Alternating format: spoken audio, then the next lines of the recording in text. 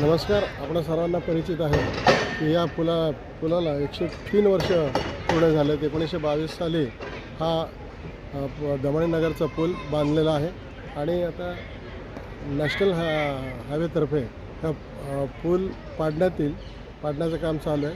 Railway, national highway, state government आणि संबंधित कॉन्ट्रॅक्टरतर्फे या पाडकाम चालू आहे. आता आपण पाहत असाल की हे गर्डर सगळे उचलण्यात आलेले असून हे गर्डर साईडला ठेवण्यात आलेलं आहे. सगळ्यांना असं समजतं की पाडण्यात आहे, नुसतं पाडण्यात, तसं नाही आहे.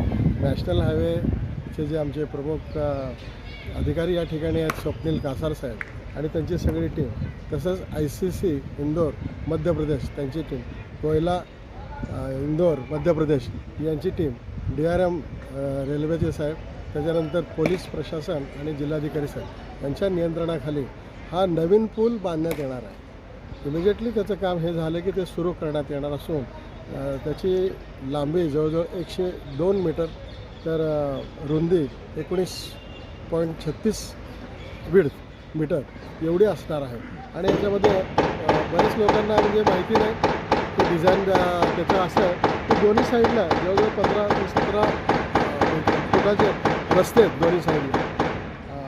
सर्व्हिस रोड त्याला म्हणतात आणि त्या बाजूने याचं रिंग रूट देखील आहे त्याच्या वळणावर. पुढे मर्या चौकामध्ये मोठं त्याचं सर्कल टाईप करून दोन्ही बाजूला, दोन्ही दिशेला वाहतूकसाठी. आणि ज्या पद्धतीने हे बांधकाम आपण पाहत असाल त्याच्याहून आता नवीन टेक्नॉलॉजी आलेली आहे. त्याच्याहून सरस बांधकाम कोयला कंपनी आणि आमची ICC कंपनी आणि नॅशनल हायवेच्या नियंत्रणाखाली. आणि सर्व्हिस रोड मी तुम्हाला सांगितलं आहे. अनेक ब्रिज पण छोटा, म्हणजे ज्याला आपण कमान म्हणतो, यापूर्वी पण इथं पहिले असेल की रेल्वेने कमान बांधली. आणि इथं कसं बांधणार आहेत आम्ही कमान किंवा अंडर पास ज्याला म्हणतो आपण.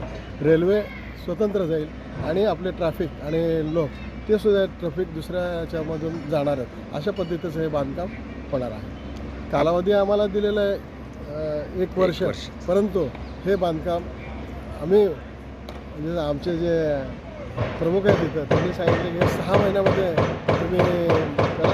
त्या पद्धतीने आमचे जफर साहेब आहेत, आरिफ साहेब आहेत, आमचे स्वप्नील कासार साहेब आहेत आणि रेल्वेचे DRM गुप्ता साहेब आहेत. त्यांनी आता हे चॅलेंजिंग वर्क घेतलेलं आहे.